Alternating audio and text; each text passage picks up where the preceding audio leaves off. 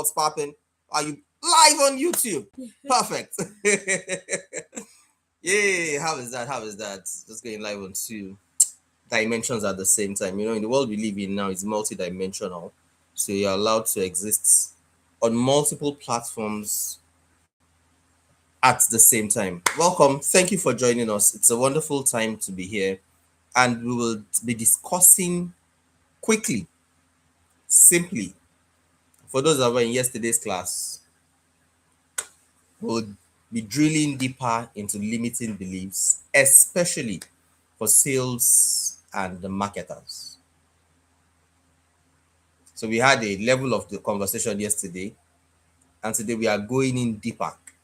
So if you are someone that is into sales and marketing and you need an environment, a community that can help you to actually hit your sales goals, you want a trainer that has consistently helped people to do hundreds of millions, billions consistently. You know, people that work with us have consistent growth. Anybody can pick somebody that wasn't selling and work with that person and do something and make the person sell. But it takes high level skill to work with a top seller to better their trade. It takes high level skill to pick somebody and year on year help them double what they do. That's what Tokota does. Anytime, any day. We're called to do this, and we do this with the whole of our heart. Welcome to this stage today, Toko Taya of Tokotaya. Okay, good evening, good morning, from Yeah, good wherever you might be afternoon. joining us from. Please let's go to class and just tell people on in the group that we are live so that they can join right now.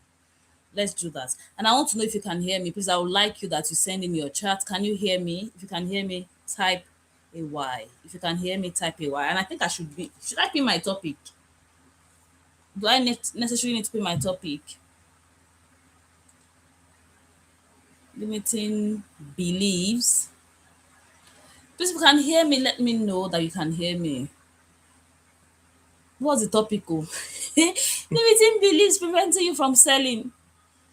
Limiting beliefs preventing you from selling. Limiting beliefs preventing.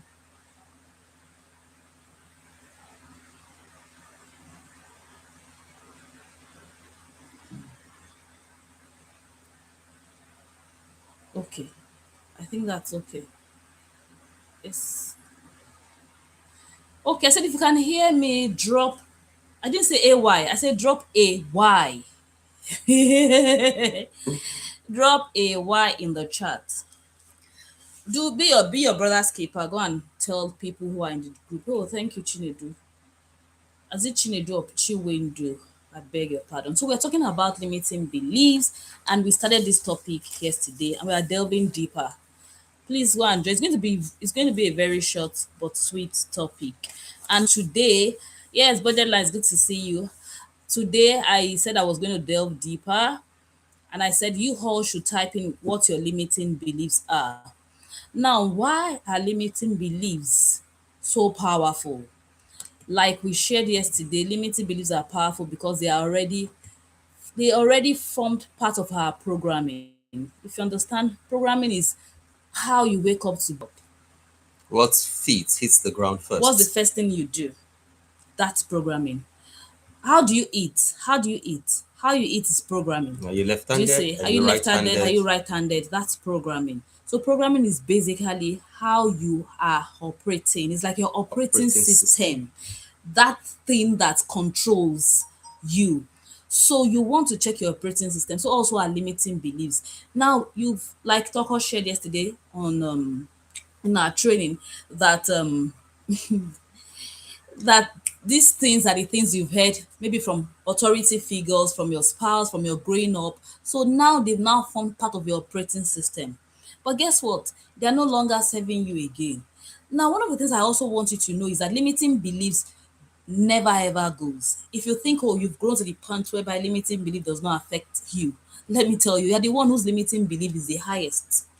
Because for every time you go to the next level, there is one It's limiting belief that is holding you at that point that you need to break through. So there is no point you will get to that point where you will say, oh, now I no longer have limiting beliefs. The only thing you can say is that now I no longer have these particular limiting beliefs. Yeah. So please, it is not something that you, which is one of the mistakes that people make that keeps them from growing to their next level. So this is how I want you to see it. I want you to picture somebody that discovered that they are in a jail. They're operating within a jail system. And somebody that is not aware of the fact that they are within a jail system. Your limiting beliefs, when you are aware of it, is like the person that has the awareness of, oh, there's a jail system around that he's operating within. And when you are unaware of it, it's like being in jail and thinking you have freedom. So it's something that you need to pay attention to, because at times the fact is it's an invisible ceiling, it's an invisible fence that is keeping you within. So limiting beliefs can actually be sneaky. Very sneaky. So what are limiting beliefs? Limiting beliefs are stumbling blocks. They are beliefs that restrict you. They are false assumption. Now, because what we are doing is sales, let me now tie it back to sales. Limiting beliefs are stumbling blocks that holds you back from selling. Let me say that again. Limiting beliefs are stumbling blocks, or they are beliefs that restrict you from selling. Now put there selling at whatever level. So let's imagine that you have done 200 million. Limiting beliefs will be stumbling blocks that is preventing you from selling 1 billion. That helps you to, that keeps you bound at producing 200 million. Good. Limiting beliefs are those beliefs or assumption that keeps you bound at this level that you are in. So take for instance, if you notice, let me use one of my students as an example. Before she met with us, or around early time that she met with us, she all she was able to do was about 500K. Yes, about 500K. But in 3 years of being around, she's been able to move to 200 million. So whatever at that point where she met with us and all she was doing was 500K, that restricted her was just limiting beliefs.